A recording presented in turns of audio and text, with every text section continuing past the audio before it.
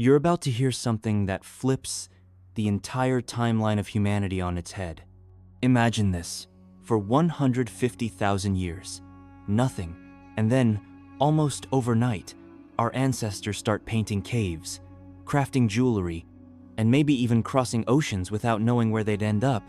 It's as if someone hit a cosmic on switch. But what if that switch wasn't in our DNA? See, modern humans anatomically identical to us have been around for at least 200,000 years. If you gave one of them a modern-day haircut, threw on some sneakers and a hoodie, they'd blend right in at a Starbucks. Yet for most of that time, the world was shockingly uneventful. No cave murals, no musical instruments, no burial rituals, not even signs of abstract thought. Just scattered tribes surviving with stone tools, hunting, gathering, existing, but not living the way we think of today. Then, roughly 50,000 years ago, something sparked. Suddenly, people were etching wild animal scenes deep into cave walls, sculpting figurines, threading beads, and possibly even building boats to reach islands miles from shore. The shift was so dramatic, so fast, that scientists gave it a name: the Great Leap Forward. The mystery? Why did it take us nearly 200,000 years to start acting like, well, us? For years, the dominant theory pointed to one genetic game changer, a mutation that lit up our brains and gifted us with imagination, speech, and culture. The star of the story, a gene called FOXP2. Identified in the 90s, this gene showed up in families who struggled with speech and language. It also appeared to regulate other crucial brain genes. Could this have been the magic code that made us human? It looked promising until 2007, when everything unraveled. A team led by a researcher named Dr. Arlo Brenz sequenced the same FOXP2 gene in Neanderthals. Their results? They had it too. The exact same version. Suddenly, FOXP2 wasn't the silver bullet. Sure, it still mattered for speech, but it clearly wasn't what separated us from our ancient cousins, so if not a gene, what? At the same time, archaeologists were turning up strange artifacts that rewrote the story completely. In South Africa's Kathra Caves, scientists discovered pieces of red ochre etched with geometric patterns dating back over 70,000 years. That wasn't random doodling. That was planned, deliberate design, and it went even further. Nearby, they found tiny pierced seashells, likely worn as necklaces, not for survival, but for self-expression, identity. And it didn't stop there. At Stonefire Point, just down the coast, researchers uncovered evidence of heat-treated tools. These early humans were using fire to craft sharper, more durable blades, a technique that shows planning, experimentation, and a deep understanding of their environment. They were also harvesting shellfish with the precision of seasoned marine biologists, timing their hunts with tidal patterns. Some of these findings date back over 60,000 years, way before the supposed creative explosion of 50,000 BC. Then came the real bombshells. At a site called Embercliff Shelter, scientists found decorated ostrich eggshells used to carry water across vast distances. Meanwhile, in the Forgotten Hollow Cave, people were building plant-based bedding, using glue to make multi-part tools, and marking surfaces with ochre in ways that hinted at ritual or symbolic meaning. All of it points to one thing. The creative explosion wasn't an explosion at all. It was a long fuse, burning for tens of thousands of years. What we see 50,000 years ago isn't the start of modern behavior, it's the climax, the tipping point after a slow, steady build. So why did we miss it? Simple. Archaeology had a blind spot. For most of the 19th and 20th centuries, the big digs, the famous ones, were mostly in Europe. And guess what? Modern humans didn't even reach Europe until around 50,000 years ago. It's not that nothing happened before then, it's that nobody was looking anywhere else. The first splash of modern behavior we uncovered? French cave paintings, German figurines, Spanish relics. All from the same post-50,000 year period. But that wasn't the birth of modern thought. That was just when the spotlight hit it. It's like assuming a band's first hit single is the first time they ever made music. Reality is, they were playing underground shows for decades. We just weren't paying attention. And here's where it gets even stranger. We like to believe we were the main act, the center of the prehistoric stage, the lone dreamers staring at the stars. But for most of our history, we weren't alone. We shared Earth with other types of humans. Entire species with their own tools, their own ways of life, and maybe even their own stories. So the question is, were we really the first to think? Or just the first whose thoughts survived? So picture this. Nearly 500,000 years ago, a band of ancient humans spread across Europe and parts of Asia. For ages, we imagined them as primitive cavemen hunched over, grunting, barely clinging to life. But that version? Totally wrong. In reality, these people known as the Neanderthals were anything but brainless brutes. They crafted purpose-built tools for specific jobs, adapted to drastically different environments, and had survival skills that would put most modern humans to shame. They didn't just strike flint to make sparks. They may have used manganese dioxide, a mineral used in batteries today, to chemically accelerate fire. That's not basic survival, that's prehistoric chemistry. And they didn't just live through the Ice Age, they honored their dead. At the Windmark Caverns in Iraq, researchers found Neanderthal skeletons deliberately placed in what appear to be graves, some possibly surrounded by pollen, hinting at buried flowers. Was it grief? Ceremony? We don't know for sure, but whatever it wasn't random. It suggests empathy, memory, even ritual. And get this, the Neanderthals? Artists too. In a Spanish cave known as Redfall, scientists uncovered pigment markings that are over 64,000 years old. That's long before we ever reached Europe. Then in France's Argenna Caverns, things got even stranger. Researchers stumbled upon a bizarre ring-shaped structure built entirely out of broken stalagmites 300 meters inside a pitch-black cave. It's been sitting there for more than 75,000 years. No light, no instinctive reason to do it, just silent, eerie purpose. But Neanderthals weren't our only weird relatives with flair. Meet the Varisians, the ghost branch of humanity, almost lost to time. In 2010, scientists working in a remote Siberian cave found a single bone the tip of a girl's pinky. But when they analyzed her DNA, it didn't match Neanderthals, and it wasn't ours either. This was something new, a mystery species, and it shook the entire tree of human evolution. These Varisians weren't just cave dwellers either. Today, up to 4% of the DNA in people from parts of Melanesia and Australia comes directly from them.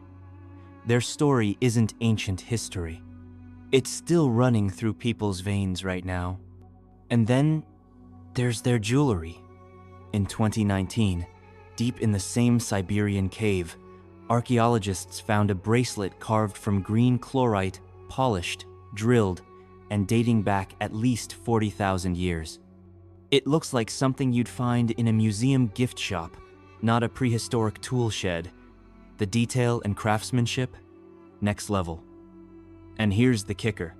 It wasn't made by Homo sapiens. The Varisians made it, maybe the oldest piece of fine jewelry ever discovered. These folks had taste.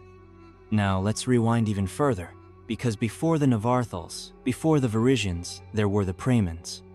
They first appeared nearly 2 million years ago, and they weren't a quick chapter. They stuck around for longer than any other human species, including us. Think about that. We brag about surviving a few ice ages. These guys were around for nearly 20 times longer than most modern empires. And they were trailblazers too. First humans to leave Africa, first to use fire regularly. Probably first to cook food, which, fun fact, made chewing easier, digestion faster, and brains bigger. But they weren't just practical pioneers. In 2014, researchers digging in Java found a freshwater mussel shell 500,000 years old, with a deliberate zigzag carved into it. It's not a crack, not damage, it's art. Or at least something that needed intent. It required fine motor skills, forward thinking, and imagination. That zigzag wasn't a random scribble, it was a prehistoric signature. A silent message scratched onto a shell, possibly never meant to be found. And that's the twist. Because for centuries, we told ourselves we were the thinkers, the dreamers, the artists. But the truth is, we weren't alone, not by a long shot. Homo sapiens didn't invent humanity. We inherited it from a tangled, sprawling family tree full of siblings and cousins who also painted, carved, buried, and wondered. These weren't just evolutionary detours, they were whole civilizations with their own timelines. Sometimes they kept to themselves, other times they met, shared, even interbred. Which means that right now, walking among us, there are people who still carry pieces of Neanderthal and Varisian DNA, literal fragments of ancient history encoded in blood. So when we look at cave paintings, when we mourn a loved one, when we stare into the night sky, asking, why? Maybe we're not as original as we think. Maybe those thoughts have been echoing through human minds for hundreds of thousands of years. We aren't the final chapter of some lone heroic journey. We're just the one branch that didn't snap. So the real question becomes, why didn't this all happen earlier? Why did it take 150,000 years before art, music, and myth exploded across the world? Turns out, it wasn't about intelligence. It was about numbers. Even if one genius came up with a new idea, a spiritual ritual, a smarter hunting strategy, that idea could disappear in a blink if there weren't enough people around to pass it on. Here's a wild thought. Some of the greatest inventions in human history probably vanished forever, not because they didn't work, but because there weren't enough people around to remember them. Imagine one clever hunter inventing a brilliant throwing spear, then getting mauled by a bear the next day before telling anyone. Just like that, poof, humanity misses out on another breakthrough. That's the haunting logic of something scientists call cultural drift. It's when knowledge simply dies out, especially in small, scattered groups. Just like how an ancient language disappears when the last few speakers pass away, or a family recipe fades when grandma doesn't write it down. The same principle applied to early humans. And when you zoom out, it makes total sense. For most of Homo sapien history, we weren't a dominant species. We were a statistical glitch. A few thousand people stretched across entire continents. Some studies suggest there were times when the entire human population may have dropped to fewer than 10,000 breeding adults, maybe even as low as 1,000. That's fewer people than show up to a budget Comic-Con. That's a small Minecraft server. So if someone had a genius idea for a tool, or a ritual, or an artistic style, odds are it didn't spread. It died with them. The spark was there, but it kept fizzling. Then, sometime between 60,000 and 50,000 years ago, something shifted. The climate in certain regions began to stabilize. Migration increased. Human groups started gathering in the same areas along coasts, rivers, and fertile valleys. Suddenly, people weren't just surviving, they were hanging out. And once you get enough humans in one place for long enough, something powerful happens. Ideas start sticking. They don't just survive, they snowball. Songs get passed on, stories get shared, techniques get copied and improved. And before long, culture isn't just a flicker, it's a wildfire. This isn't just a theory, it's backed by data. In 2009, researchers Powell, Shannon, and Tarlon proposed that the real driver behind the explosion of human innovation wasn't a mutation or a magic gene, it was demography. More people meant more brains, more interaction, more invention. And that brings us to a massive misconception about evolution, one that's been drilled into our heads by t-shirts and science posters, the evolution ladder. You've seen it. Hunched ape, slightly less hunched ape, upright human at the top, like some evolutionary MVP. Simple, clean, completely wrong. Evolution isn't a neat staircase. It's a branching, tangled mess of experiments. Some successful, most not. It's more like a chaotic tech tree in a strategy game. Different builds, different paths. No final form, just constant trial and error. Some ancient humans developed amazing tools but never left their region. Others spread wide but vanished anyway.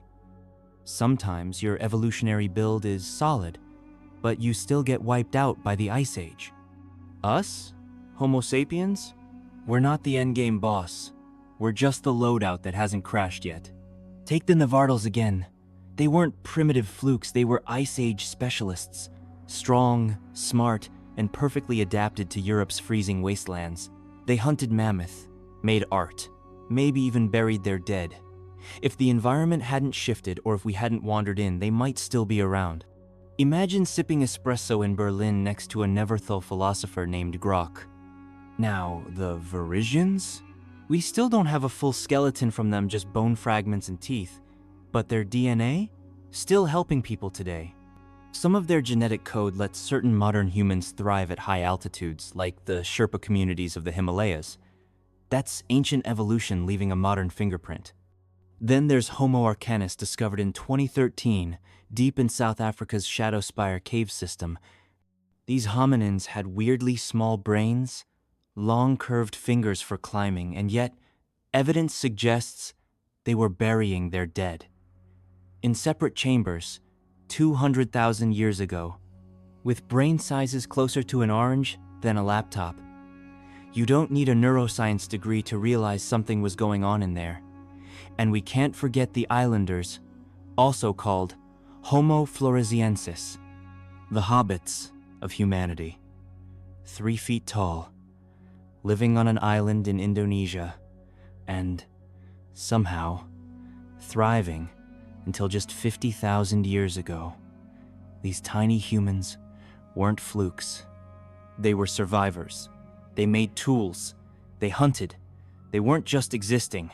They were living. So what do we make of all this? It turns out the story of humanity isn't about one species rising above the rest. It's about many species, each trying their own version of the human experiment. Some succeeded for a time, some disappeared. And some like us got lucky. But we're not the chosen ones.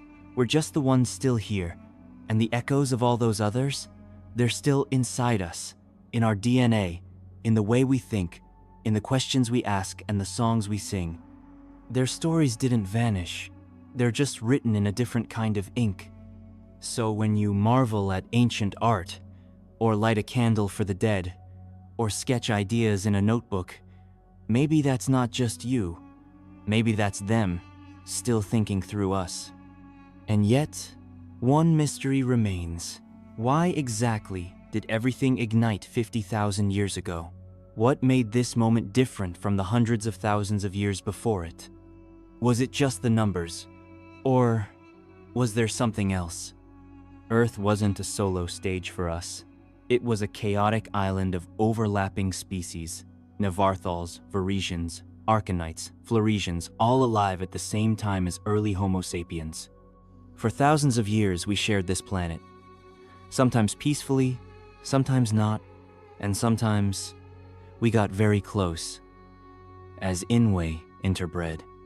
Literally. That means this isn't just a story about survival of the fittest. It's also about connection, about inheritance, about shared history written in bone and blood. If your ancestry traces back to Europe, Asia, or the Americas, odds are about 1 to 4% of your DNA still carries the fingerprint of the Neanderthals. If your roots tie to Oceania, you might carry up to 5% Varisian DNA. These aren't ancient strangers, they're family. Now here's where things almost ended. Somewhere between 70,000 and 80,000 years ago, disaster struck. A supervolcano, Mount Toba, erupted in Indonesia. It was apocalyptic. Global temperatures plummeted, crops failed, and the total population of Homo sapiens may have dropped below 10,000 people. That's smaller than the crowd at an average high school football game. So no, we weren't destined to take over the world. We weren't chosen. We were just the ones who made it barely through fire and ice, through brilliance, flexibility, and, let's be honest, a whole lot of luck. Because this isn't a royal saga about a single bloodline. It's a sprawling, messy epic full of forgotten characters, near misses, and astonishing comebacks. And we're just the latest narrators keeping the story going. Thing is, that story, it isn't over. In fact, we're still discovering who our ancestors really were. Homo sapiens didn't invent humanity. We picked it up from a tangled family of explorers, survivors, inventors, and here's the twist: we're still evolving. So what exactly did happen 50,000 years ago that changed everything? Why did that one window in time spark an explosion of art, music, belief, and exploration? Was it some mythical DNA upgrade? A magical gene flicking on like a cheat code? Did someone wake up and invent imagination on a random Tuesday? After decades of research, literal and metaphorical digging, we've reached a better explanation. And it's not one mutation. It's not one prophet scribbling symbols in the dark. It's something more human. Time, community, and scale. See, Homo sapiens had the tools in their heads long before. Symbolic thinking, creativity, imagination. It was all there, flickering in the background. You could see it at places like Blomos, Border Cave, and the caverns of Brunelec. But ideas, no matter how brilliant, are fragile. They can vanish if they're not passed on. And what changed? Somewhere between 60,000 and 50,000 years ago, the numbers tipped. Populations grew.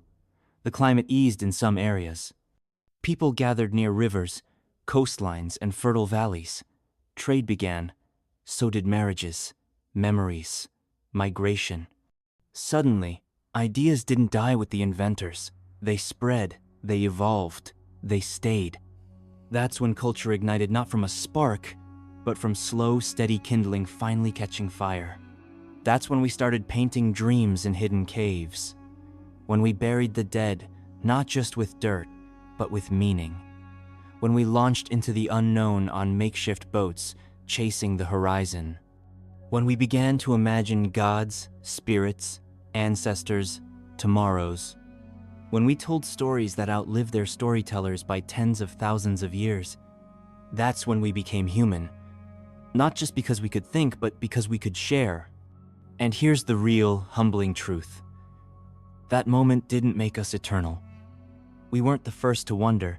We weren't even the first to paint a wall. And we might not be the last.